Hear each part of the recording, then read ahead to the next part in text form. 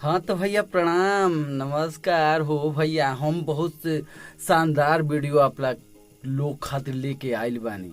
वो भी बड़ा ढूंढ के खोज करके सर्च करके यूट्यूब पर आप भी वीडियो ट्रेंडिंग जन चल रहल बाटे ओकरा के जानत हो जा कि कितना वीडियो पर जाला और कितना वीडियो कौन कौन भाषा का चलेला ट्रेंडिंग पर। वही में हम अपन सिर्फ भोजपुरी भाषा के गीत संगीत के बारे में चर्चा कर कि कौन गीत भोजपुरी में ट्रेंडिंग कर रहल बाटे। जरूरी भी बाटे, बहुत भोजपुरी पे लोग सवाल करेला।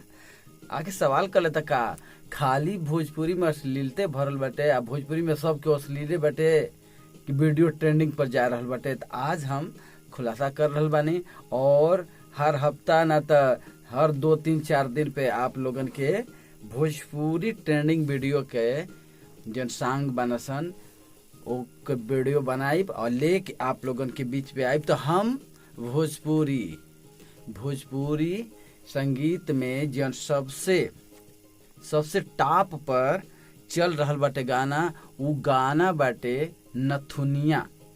नथुनिया केकर गीत बाटे जानल जरूरी बाटे। नथुनिया पूरा भारत में संगीत जन यूट्यूब पर भारत में संगीत में नंबर 1 पर ट्रेंडिंग कर रहल बाटे। नथुनिया गायक खेसारी लाल यादव वाला और जो उनका साथ दे रहल वाली सिंगर गायिका प्रियंका सिंह और जो उनका हीरोइन वाली आरसिया अरसी वाली, जे कि जबरदस्त काम भइल बाटे और अच्छा वीडियो चल रहल बाटे। बहुत नंबर 1 पर ट्रेंडिंग कर रहल बाटे। बहुत दिन से 2,65,00,000 और 66,000 व्यूज बाटे, जना में 6.1 लाख लाइक बाटे। तो खुशी के बात बा अपना भोजपुरिया समाज खातिर और हमरा खातिर के भोजपुरी एकदम जोर लगौले बात। गीत संगीत के कर बाटे, गीत संगीत कृष्णा बेदर्दी के बाटे। अब दूसरा नंबर पे जन भोजपुरी बाटे ओकर बात कर रहल बानी साड़ी से ताड़ी में पवन सिंह गायक बाना और उनका साथ गायिका वाली शिल्पी राज और उनका हीरोइन उमा के बाद स्मृति सिन्हा जी के भोजपुरी में सब केहू जानत बाटे। स्मृति सिन्हा जी 14 घंटा में 27 लाख व्यूज बा। 14 घंटा में 27 लाख व्यूज और जो उनके चैनल पर पवन सिंह ऑफिशियल चैनल पर ई अपलोड बाटे वीडियो। तो गीत विजय चौहान के बा, संगीत आर्या शर्मा के बा। तो अभी बताई अपना खातिर कम बात थोड़े बाटे जन 3 नंबर पर ट्रेंडिंग कर रहल बा आज का दिन में। आज का कौन डेट है 17 तारीख के। अब दूरे रही राजा जी ये भी वीडियो अपलोड बाटे 14 मई के 23 लाख व्यूज बटे और गायक वाले खेसारी लाल यादव। खेसारी म्यूजिक वर्ड से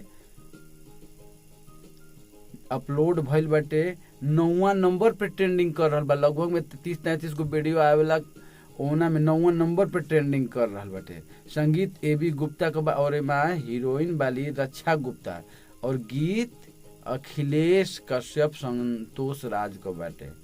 संगीत AB गुप्ता का बताई दिल बने। तो भोजपुरी में कितना नंबर पर बता 9वां नंबर पर ट्रेंडिंग कर रहल बाटे। अब आई जा भोजपुरी के सिर्फ भोजपुरी के चौथा एगो गाना बाटे जिंदगी बन गए हो तुम। जन हिंदी में टच ले बाटे थोड़ा काहे टाइटल तब तो जिंदगी बन गए हो तुम टाइटल हुए बाटे।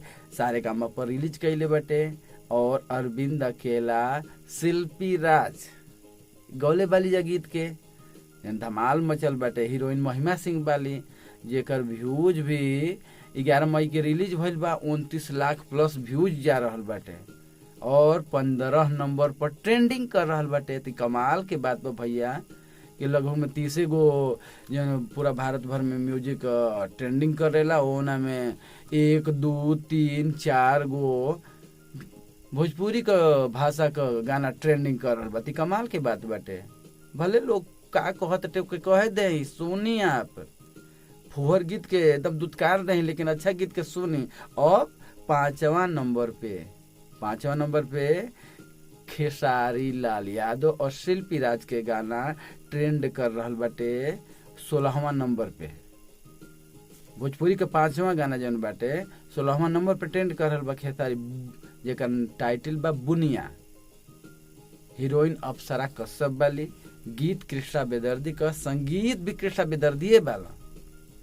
तो 4 मई के रिलीज भइल बाटे, यानी 13 दिन में लगभग में, और 94 लाख व्यूज बाटे। 16 नंबर पर ट्रेंडिंग कर रहल बा वीडियो आज के दिन में। तो ये हमने खातिर गौरव के बात बाटे। जेके जे कहत बा कहे दा, लेकिन भोजपुरी का आज भी जलवा कायम बा। भोजपुरी का झंडा रोज भोजपुरी सिनेमा और भोजपुरी संगीत के माध्यम से गड़ा रहल बाटे। तो सुनत रही, देखत रही। और तो फिर से एक बार बता दें, नंबर 1 पर पूरा संगीत में ट्रेंडिंग कर रहल बा नथुनिया, और भोजपुरी में साड़ी से ताड़ी। तीसरा नंबर पे भोजपुरी में दूरे रही राजा जी खेसारी, और चौथा में जिंदगी बन गए तुम अरविंद अकेला शिल्पी राज, और 5वां में बुनिया खेसारी लाल, जो ताड़ी से ताड़ी पवन सिंह शिल्पी राज। एम देखी ना 2-3 गो गाना तो शिल्पी राज के बाटे, जिनसे दोनों जन साथ दिल बा। कमाल शिल्पी राज के भी बा, जलवा कायम बा उनकर। तो सुनत रही संगीत। हमार वीडियो के जौन हम डाटा तैयार कैले बानी, ई कुल यूट्यूब से तैयार बाटे भैया, और एक बेसी हम यहाँ रोड नहीं कैले। तो सबकर हमार भोजपुरी सितारा लोग चमकत रहा, और आप भी चमकत रही। प्रणाम, नमस्कार। वीडियो अच्छा लगी ना तो वीडियो को शेयर कर दे। काहे कि इतना कम बात नहीं कि कितना व्यूज कैसे कैसे कुल लिख के देहल गइल बाटे। तो ओकरा खातिर कम से कम एगो लाइक तो बनत भैया। प्रणाम बाटे। चैनल के सब्सक्राइब करके बेल आइकन दबा देब। अगला वीडियो जल्दी लेके आए। ये भोजपुरी ट्रेंडिंग वाला भोजपुरी सितारन पर। प्रणाम।